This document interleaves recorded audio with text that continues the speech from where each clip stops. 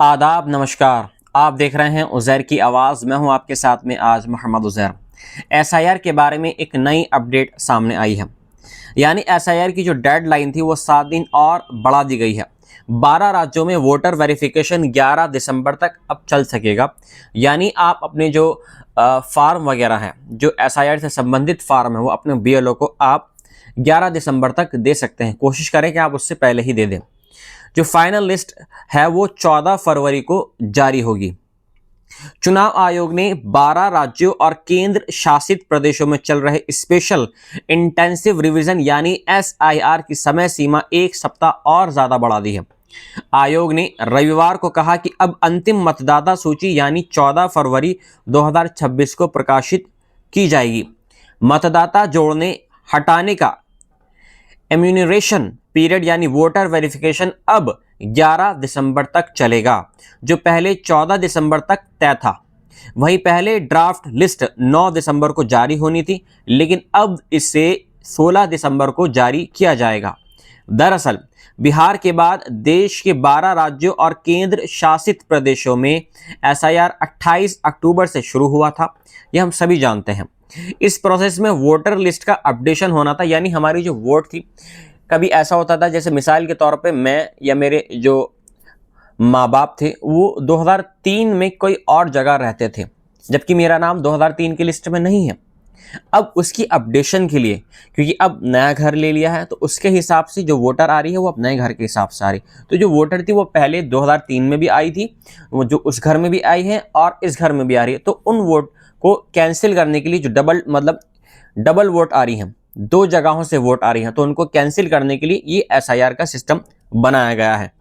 इस प्रोसेस में voter list का अपडेशन होगा, नए वोटरों के नाम इसमें जोड़े जाएंगे और वोटर लिस्ट में सामने आने वाली गलतियों को सुधारा भी जाएगा। 99.53 फॉर्म लोगों तक पहुंच चुके हैं। यानी आप इसको ये मान लीजिए कि 99.5 सिर्फ कुछ इसमें परसेंट का ही कुछ बाकी रह जाएगा, नहीं तो यहां पर 99.53 फॉर्म लोगों तक पहुंच चुके हैं। ये परसेंटेज का हिसाब मैं आपको बता रहा हूं। शनिवार को चुनाव आयोग ने अपनी प्रेस में बताया कि 51 करोड़ मतदाताओं के लिए बनाए गए गणना फार्म में से 99.53% फार्म लोगों तक पहुंचा दिए गए हैं। इनमें से लगभग 69% फॉर्म का डिजिटलीकरण भी पूरा हो चुका है। यानी घर घर से बीएलओ जो फॉर्म भरकर लाते हैं, उनमें लिखे नाम, पते और अन्य विवरण को ऑनलाइन सिस्टम में दर्ज किया जा चुका है। इसमें एक चीज और बता दें कि अब तक 69% फॉर्म का डिजिटलीकरण इसमें हो चुका है। लक्षद्वीप की अगर बात करें, गोवा की बात करें, राजस्थान, पश्चिम बंगाल, मध्य प्रदेश, पांडिचेरी यानी गोवा, गुजरात, छत्तीसगढ़, तमिलनाडु, अंडमान निकोबार, केरल और उत्तर प्रदेश, यहाँ पर जो 80% के आसपास में जो फॉर्म है वो उनका डिजिटलीकरण हो चुका है। अब इस पर कांग्रेस कुछ यहाँ पर अपनी बात यहाँ पर रख रही है।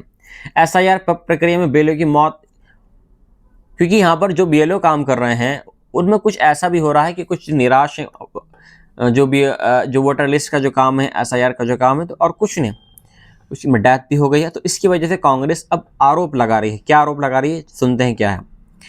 एसआईआर प्रक्रिया को लेकर लगातार विपक्ष हमलावर है। कांग्रेस ने प्रक्रिया के दौरान काम के दबाव के चलते जान गंवाने वाले बीएलओ की मौत को मर्डर बताया था।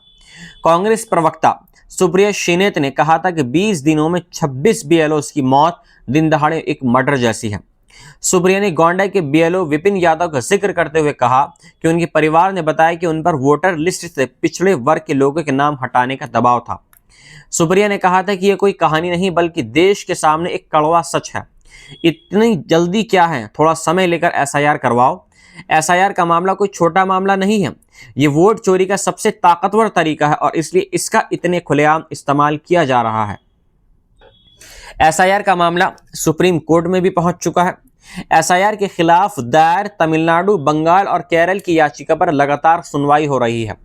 इस दौरान चुनाव आयोग ने कहा कि एसआईआर प्रक्रिया को लेकर राजनीतिक दल जानबूझकर डर का माहौल बना रहे हैं। चीफ जस्टिस सूर्यकांत और जस्टिस जयमाला बागची की बेंच ने केरल सरकार की याचिका पर केंद्र और राज्य चुनाव आयोग से 1 दिसंबर तक जवाब देने को कहा है। अगली सुनवाई 2 दिसंबर को इसमें होनी तय है। वहीं तमिलनाडु में याचिका पर 4 दिसंबर और पश्चिम बंगाल की याचिका पर 9 दिसंबर को सुनवाई होगी।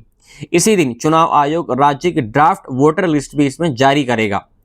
बेंच ने कहा कि अगर राज्य सरकार मजबूत आधार देती है तो हम तारीख बढ़ाने का निर्देश दे सकते हैं।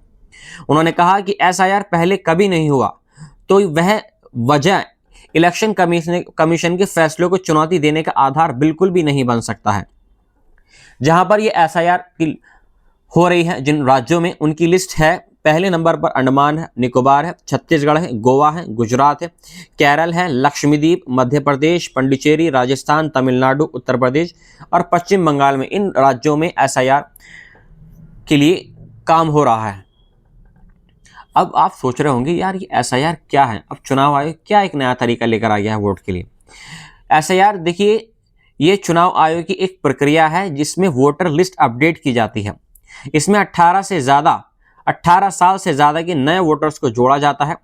ऐसे लोग जिनकी मृत्यु हो चुकी है, जो शिफ्ट हो चुके हैं, उनके नाम हटाए जाते हैं। वोटर लिस्ट में नाम, पते हुए गलतियों को भी ठीक किया जाता है। बीएलओ घर घर जाकर खुद इससे फॉर्म भरवाते हैं। पहले फेज में बिहार में ये हुआ। सेकंड फेज में फाइनल लिस्ट में 7.42 करोड़ वहां पर वोटर्स हैं। एसआईआर वाले 12 राज्यों में करीब 51 करोड़ मतदाता हैं। इस काम में 5.33 लाख बीएलओ और 7 लाख से ज्यादा बीएलए राजनीतिक दलों की ओर से काम पर लगाए जाएंगे। एसआईआर के दौरान बीएलओ या बीएलए वोटर को फॉर्म देंगे। वोटरों को उन्हें जानकारी मैच करवानी। अगर 2 जगह वोटर लिस्ट में नाम है तो उसे एक जगह से कटवाना होगा।